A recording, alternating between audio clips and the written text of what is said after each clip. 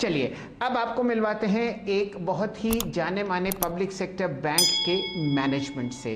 Director साहब जोड़िए AK Goyal साहब को और स्क्रीन पर लाइए यूको बैंक का चार्ट। आपके सामने नतीजे भी आते हुए दिखेंगे स्क्रीन पर। बहुत ही बढ़िया यहाँ पर आपने तिमाही के नतीजे पेश किए हैं। मुनाफा बहुत अच्छी तरीके से बढ़ता हुआ आपको दिखा है, लगभग 3 गुना, और नंबर आपके सामने आएगा लगभग 80 करोड़ रुपए का, मुकाबले लगभग 17 करोड़। बढ़िया तरीके से नेट इंटरेस्ट इनकम बढ़ी है। और यूको बैंक ने यह भी कहा है कि भाई हम लोग इक्विटी कैपिटल बढ़ाते हुए दिखेंगे लगभग 3000 करोड़ रुपए, और ये FPO QIP या प्रेफरेंशियल इशू की तरफ से होता हुआ दिखेगा। गोयल साहब, स्वागत है आप और आपको बहुत बहुत शुभकामनाएं कि आप इस दिन हमारे साथ जुड़े जब निफ्टी में एक रिकॉर्ड हाई लगता हुआ दिख रहा है। अब बताइए, आपके एडवांसेस अगर हम तिमाही दर तिमाही देखें तो 2.7% बढ़े हुए हैं, और बहुत ही बढ़िया बात, आपने मार्केट शेयर में भी बढ़ोतरी दर्ज की है। अब ये बताइए कि आगे आने वाले तिमाहियों में कहां से आपको कौन कौन से सेक्टर्स ग्रोथ दिखाते हुए दिख रहे हैं, और आपकी अपनी क्रेडिट ग्रोथ की आउटलुक क्या है?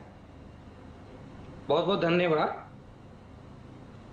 ये जैसे आपने क्रेडिट ग्रोथ के बारे में पूछा है, अगर ये देखें हम तो हमारी टोटल ग्रोथ जो थी वो 3% के आसपास है 2021 में। इसमें रिटेल में ग्रोथ जो थी वो 15% के आसपास है, और MSME में ग्रोथ जो है 17% थी, और एग्रीकल्चर में ग्रोथ जो है 10% के आसपास थी।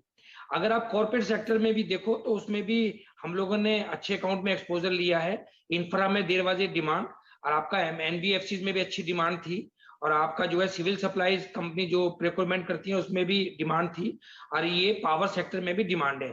तो इन चारों में डिमांड पहले भी थी और अभी भी बराबर बरकरार है। और जो हमारा मेन फोकस है वो रैम पे है, रिटेल एग्रीकल्चर फोकस पे। जैसे हमने बताया कि ग्रोथ उसमें 14 से 15% के बीच में, तो यही फोकस में रहेंगे सेक्टर हमारे, रैम और बाकी जो है अच्छे कॉर्पोरेट अकाउंट। तो हम जो समझते हैं अभी जो हमारी ग्रोथ 21-22 में है, हम आसानी से 7 से 10% के आसपास कर पाएंगे अपने प्रेजेंट ट्रेंड को देखते हुए। अब एक बात बताइए कि डिपॉजिट ग्रोथ को लेकर आपका आउटलुक क्या है? डिपॉजिट्स ग्रोथ कितनी देखते हैं आप अगले आने वाले 6 महीने में, साल भर में? और एक और चीज़ पूछना चाहूँगा सर, अपने NIMs को बहुत स्ट्रॉन्ग करने के लिए बैंक अब देखें कासा डिपॉजिट्स पे काफ़ी फोकस करते हैं, लो कॉस्ट डिपॉजिट्स। वो एग्जैक्टली आपकी किस ट्रेजेक्टरी में है, और ये अगले 6 महीने में, साल भर में कासा डिपॉजिट्स का परसेंटेज क्या होगा ऑफ एंटायर डिपॉजिट्स?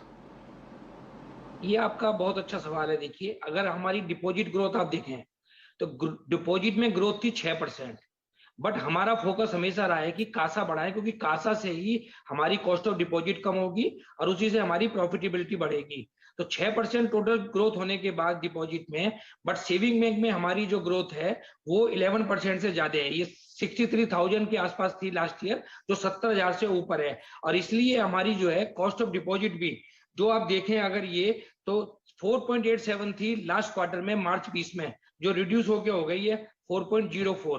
तो हम अभी जो है कासा में बहुत ध्यान दे रहे हैं, और ये 39% के आसपास हमारा जो है कासा का रेशो है टोटल डिपॉजिट में। और हम आशा करते हैं कि जिस रेट रफ्तार से हमारी कासा की ग्रोथ बढ़ रही है, तो ये हम जो है 40% और 41% के बीच में इस फाइनेंशियल ईयर में इसको लेके जाएंगे।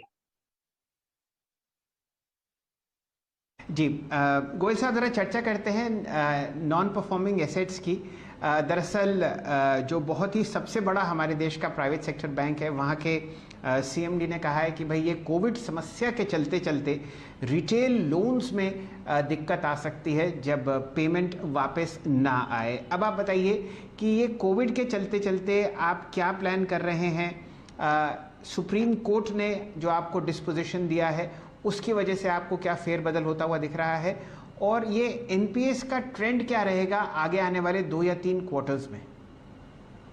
देखिए, जो सुप्रीम कोर्ट का था, सुप्रीम कोर्ट का दिसंबर तक कोई अकाउंट को NPA करने का नहीं था, बट वो बाद में लिफ्ट हुआ। तो वो जितना भी NPA था हमारा, वो हमने क्या सभी बैंकों ने उसको रिकॉग्नाइज कर दिया अपना मार्च 21 क्वार्टर में। तो हमारा भी अगर आप एडिशन देखें तो 2,500 करोड़ के आसपास जो है प्रोविजन, ये एडिशन हुई है मार्च 21 की, और पूरे साल की देखें तो ये 3000 के आसपास है। तो ये मार्च क्वार्टर की भी आपको पूरे साल की माननी चाहिए। तो अगर आप देखें हमारी टोटल जो है एडिशन थी पिछले साल 6181 करोड़ थी, जो इस साल घट के पूरे साल में 3102 करोड़ रह गई, जिसमें से 2450 जो है हमारी जो है मार्च में on account of the supreme court order जो है इसी में आई। तो जहां तक ये कोविड का सवाल है, देखिए कोविड का लास्ट टाइम भी बहुत डर था, कोविड 1 का भी, और बहुत सारे अकाउंट एलिजिबल थे, तो हम लोगों को भी था कि बहुत ज्यादा रिस्ट्रक्चरिंग करनी पड़ेगी।